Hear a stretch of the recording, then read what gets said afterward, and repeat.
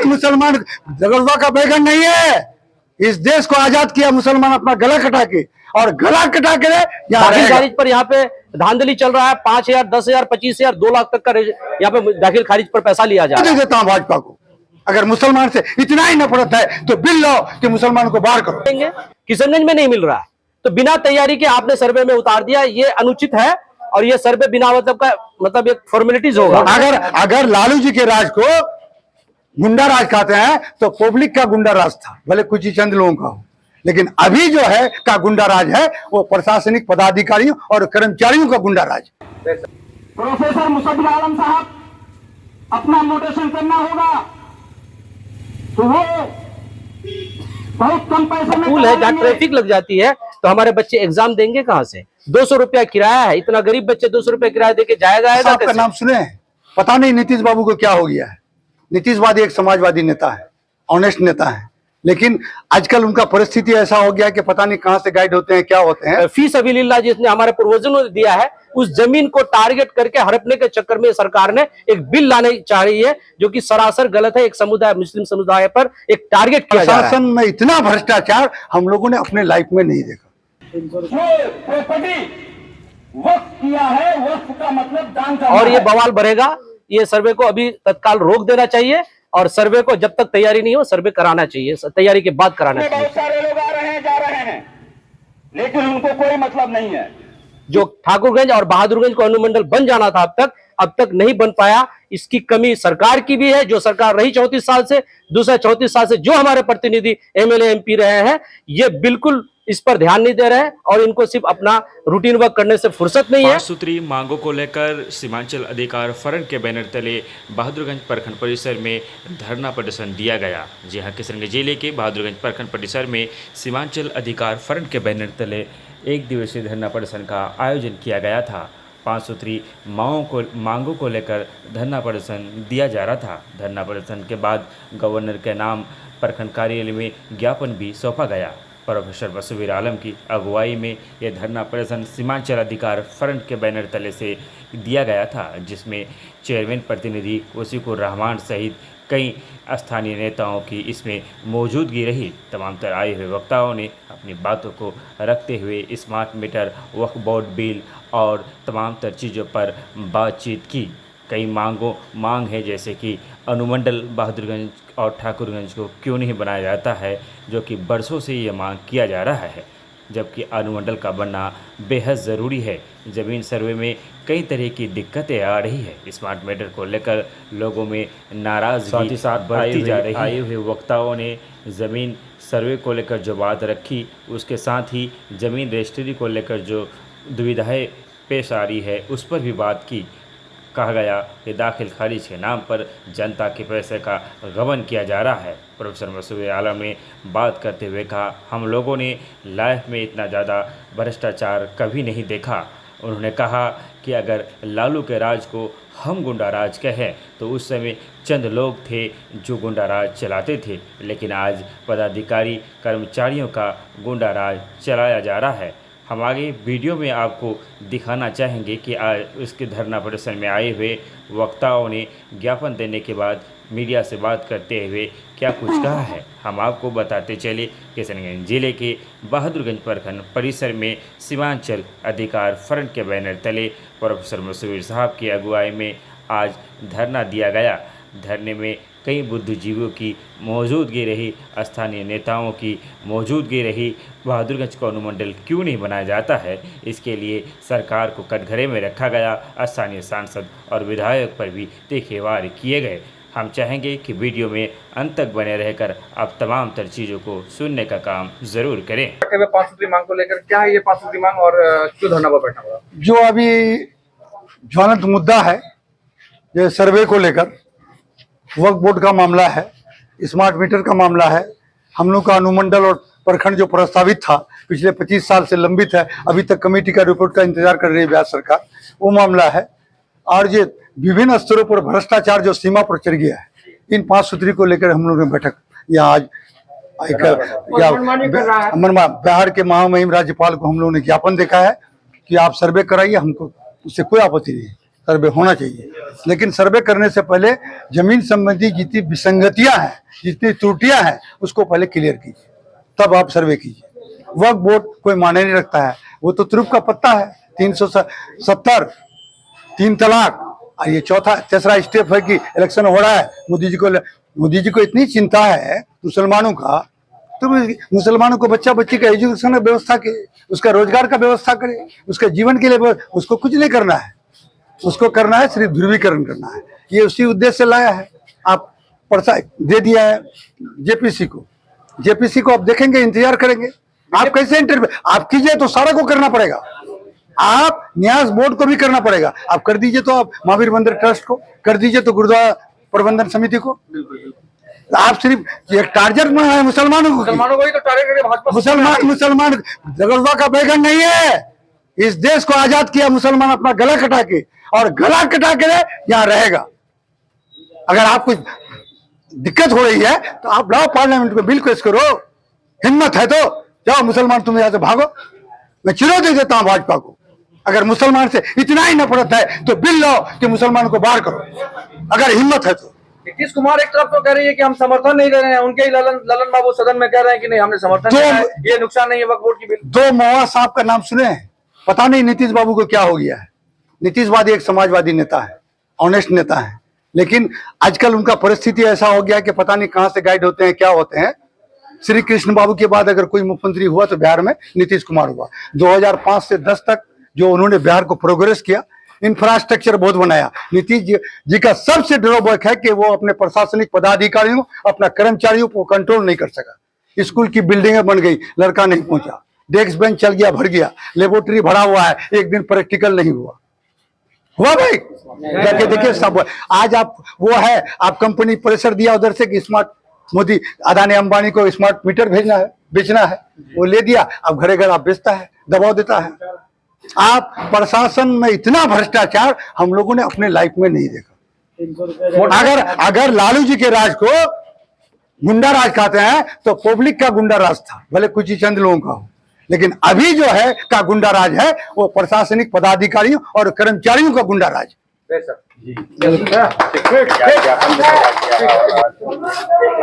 जैसे 1 दिवसीय धरना था, ये था सबसे पहले सर्वे पर और जमीन रजिस्ट्री और दाखिल खारिज एक मुद्दा था, दूसरा वक्फ बोर्ड पर था, तीसरा स्मार्ट मीटर पर, चौथा आपका था अनुमंडल जो प्रस्तावित है 34 साल से, उस पर था। तो सबसे पहले आप मान लेते हैं कि सर्वे पर आते हैं, तो सर्वे बिना तैयारी के सरकार ने सर्वे कराना स्टार्ट कर दिया। जैसे कि आपका ब्लॉक अंचल में आपका जो एक भी रिकॉर्ड नहीं है, किसी भी प्रखंड का अगर खोजना चाहिएगा तो एक भी रिकॉर्ड यहाँ पे नहीं है कि खाता कहाँ से मिलेगा, खेसरा कहाँ से मिलेगा, खतियान कहाँ से मिलेगा। इसी तरह से सारे जो पंचायत है इसका यहाँ पे डाटा नहीं है, तो फिर डाटा नहीं है तो लोग कैसे अपने कागजात देंगे? किशनगंज में नहीं मिल रहा है, तो बिना तैयारी के आपने सर्वे में उतार दिया, ये अनुचित है। और ये सर्वे बिना मतलब एक फॉर्मेलिटीज होगा और ये बवाल बढ़ेगा। ये सर्वे को अभी तत्काल रोक देना चाहिए और सर्वे को जब तक तैयारी नहीं हो सर्वे कराना चाहिए, तैयारी के बाद कराना चाहिए। दूसरा है कि जमीन रजिस्ट्री हो रही है, सिर्फ वैल्यूएशन पर ध्यान दिया जा रहा है। गरीब लोग जो जिसका वैल्यू कम है उसको वैल्यू को बढ़ा करके उसका रजिस्ट्रेशन किया जाता है, गरीब लोग इससे मारा जाता है। दाखिल खारिज पर यहाँ पे धांधली चल रहा है, 5,000, 10,000, 25,000, 2 लाख तक का यहाँ पे दाखिल खारिज पर पैसा लिया जा रहा है और नहीं करने से पेंडिंग में रख दिया जाता है। पेंडिंग में रखने का मतलब है कि लोग आएंगे हमारे से पैरवी करेंगे, उसके बाद हमारा दाखिल खारिज होगा। तीसरा आपका वक्फ बोर्ड जो आया है, वक्फ बोर्ड का मतलब है कि जो वक्फ फी सबीलिल्लाह जिसने हमारे पूर्वजों ने दिया है, उस जमीन को टारगेट करके हड़पने के चक्कर में सरकार ने एक बिल लाने चाह रही है, जो कि सरासर गलत है। एक समुदाय, मुस्लिम समुदाय पर एक टारगेट किया जा रहा है, इससे पूरे देश को कोई फायदा नहीं होने वाला वक्फ बोर्ड की जमीन से। ये समुदाय, मुस्लिम समुदाय को टारगेट करने के लिए एक बिल हथियार के रूप में लाना चाह रहा है, ये सरासर गलत है, इसका हम विरोध करते हैं। तीसरा है हमारा स्मार्ट मीटर। जो स्मार्ट मीटर जो अभी दिया जा रहा है जबरदस्ती पब्लिक पर थोपा जा रहा है। इससे पहले हमारा डिजिटल मीटर जो है, ये डिजिटल मीटर काम कर रहा था, तो हमको स्मार्ट मीटर की क्या जरूरत है? ऑलरेडी हमारे पास पहले से एक गाड़ी है, नया खरीदने के लिए आप प्रेशर क्यों दे रहे हैं? ये बिल्कुल गलत है। तीसरा है हमारा 34 साल से प्रस्तावित अनुमंडल, जो ठाकुरगंज और बहादुरगंज को अनुमंडल बन जाना था अब तक नहीं बन पाया। इसकी कमी सरकार की भी है, जो सरकार रही 34 साल से, दूसरा 34 साल से जो हमारे प्रतिनिधि MLA MP रहे हैं, ये बिल्कुल इस पर ध्यान नहीं दे रहे हैं और इनको सिर्फ अपना रूटीन वर्क करने से फुर्सत नहीं है। और जिससे कि हमारा तरक्की होगा, विकास होगा, अनुमंडल बनने से अभी हमारा विकास होता, ये विकास नहीं हो पा रहा है। अनुमंडल बनना एकदम जरूरी है, क्योंकि अनुमंडल लेवल पर ही हमारे स्टूडेंट का बोर्ड का एग्जाम का यहाँ पे सेंटर बनता है किशनगंज में। तो हमारे दिगलबंद के बच्चे, टेहराबाज के बच्चे, ठाकुरगंज के बच्चे को जाना पड़ता है 70-80 किलोमीटर चल करके किशनगंज एग्जाम देने के लिए।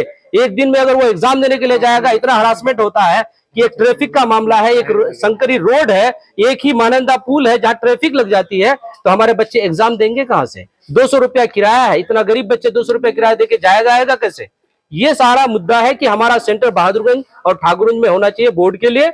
और कॉलेजों में जो धांधली चल रही है एडमिशन के नाम पर, अभी मारवाड़ी कॉलेज और आपका नेहरू कॉलेज में धांधली क्या चल रहा है कि 400 अंक वाले बच्चे, 500 अंक वाले बच्चे जो होते हैं उनका एडमिशन नहीं हो रहा है, 300-250 वाले का हो रहा है, 10,000 5,000 रुपया देता है, एडमिशन हो जाता है। ये धांधली चल रहा है। वहां पे कुछ दलाल लोग हैं जो काम कर रहे हैं, सब ये सरासर गलत है। इसकी सरकार को ध्यान देना चाहिए। सरकार एजुकेशन पर कुछ नहीं काम कर रही है, एजुकेशन पर बिल्कुल जीरो काम कर रहा है। चलिए उधर से चमड़ी खींच करके बाहर निकाल लूंगा, वो चैलेंज देता हूं मैं अंचल अधिकारी को। इसलिए अंचल अधिकारी से निवेदन है कि आप होशियार हो जाइए। अगर सर्वे के नाम पर हमारे इलाके के लोगों को लूटने की कोशिश किया, अगर आपका एक भी मामला सामने आ गया तो इसका परिणाम बहुत बुरा होगा, बहुत बुरा होगा। तो बहुत सारी मामले हैं। मैं अब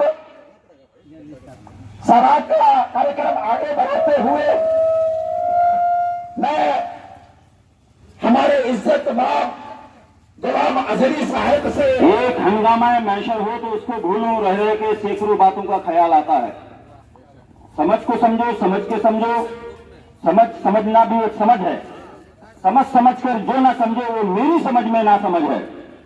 दोस्तों, यकीनन मैं ये देख रहा हूं, हमारे यहाँ के वरिष्ठ पत्रकार जय कुमार ये भी मौजूद हैं।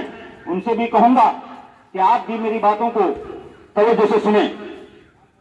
आज यहां पर जितने भी लोग हैं, मेरे ख्याल से सारे के सारे बुद्धिजीवी हैं और हमारे प्रोफेसर मुसद्दिर आलम साहब के सरकर्दगी में और यहाँ के नौजवानों के सहयोग से ये धरना रखा गया है। और ये धरना खुली जनता के हित के लिए है, क्योंकि जनता ही का शोषण हो रहा है।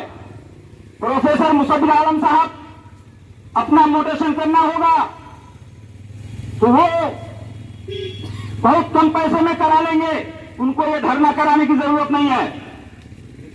उनका अपना अगर जाति मामला हो तो वो बहुत कम पैसे में करा लेंगे। लेकिन आज शोषण हो रहा है तो पब्लिक का हो रहा है, लूटा जा रहा है तो जनता लूटा जा रहा है। दोस्तों, कहते हैं ना कि दिल के फफोले जल उठे सीने के दाग से, इस घर को आग लग गई घर के चिराग से। एक बात, आज समस्या, परेशानियां, मसले बहुत ज्यादा हैं। अभी आप देख रहे हैं कि वक्फ बोर्ड का मसला है। वक्फ बोर्ड के बारे में कितने लोग जानते हैं कि वक्फ बोर्ड क्या है, वक्फ प्रॉपर्टी क्या है, उसका मतलब क्या होता है? दोस्तों, मैं संक्षेप में बहुत ही मुख्तसर अंदाज में पहले उसकी तारीफ बता दूं। वक्फ का मतलब होता है कि हमारे पुरखों ने जो प्रॉपर्टी वक्फ किया है, वक्फ का मतलब दान करना है, और वो सीधा सीधा उसका मालिक अल्लाह होता है, यानी अल्लाह के नाम पे उसको वक्फ कर देना है। उसका कोई मालिक नहीं, उस प्रॉपर्टी का मालिक अल्लाह है। और उसमें किसी को राइट नहीं है तो उसमें हस्ताक्षेप करे, उसमें इंटरफियर करे, उसमें कोई टांग अड़ाए। यह और बात है कि जिन लोगों ने वक्फ प्रॉपर्टी के सदर बने, सेक्रेटरी बने, उसमें कोई कमी बेसी किया है, कुछ घोटाला भी हुआ है, लेकिन उसके बावजूद आज या कल की हुकूमतों को ये राइट नहीं है कि उसमें इंटरफियर कर करके उसमें कोई टांग अड़ाए और उसको संशोधन करने की बात करे। दोस्तों, ये छोटा मसला नहीं है। ये वक्फ प्रॉपर्टी इतनी बड़ी प्रॉपर्टी है जिससे हमारे मदारिस चल सकते हैं, मस्जिदें चल सकती है, मस्जिदों के इमाम को सहयोग किया जा सकता है, बच्चियों की शादी की जा सकती है, बच्चों को पढ़ाया जा सकता है, बहुत सारे मामले लिए जा सकते हैं। लेकिन आज की ये फाशिस्ट हुकूमत जो इसमें वक्फ प्रॉपर्टी में इंटरफियर किया है और मुसलमानों को सब्ज बात दिखा करके ये कह रहा है कि इसमें हम सुधार लाना चाहते हैं। ये मैं हुकूमत से कह देना चाहता हूं कि आपका ये इंटरफियर कौम मुस्लिम बर्दाश्त नहीं करेगी, क्योंकि ये अल्लाह की प्रॉपर्टी है। अगर इसमें सुधार करना होगा, इसमें तब्दीली लानी होगी, तो उसके जो लोग सर्वे सरबार है, सदर है, सेक्रेटरी है और इंडिया भर वो लोग बैठेंगे मिलजुल करके उसको दुरुस्त करेंगे, चुस्त करेंगे, सही करेंगे। लेकिन हुकूमत उसमें इंटरफियर करे, ये कोई बर्दाश्त नहीं कर सकता।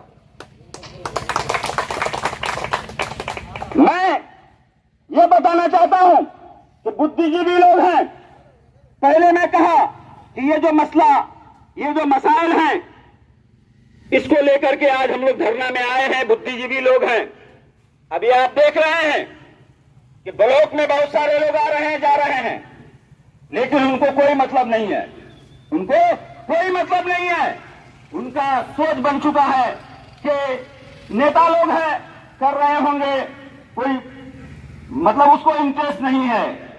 दोस्तों, बहुत ही अफसोस होता है यहाँ के हालात, यहाँ के सिचुएशन को देख करके। मैं जनता से आह्वान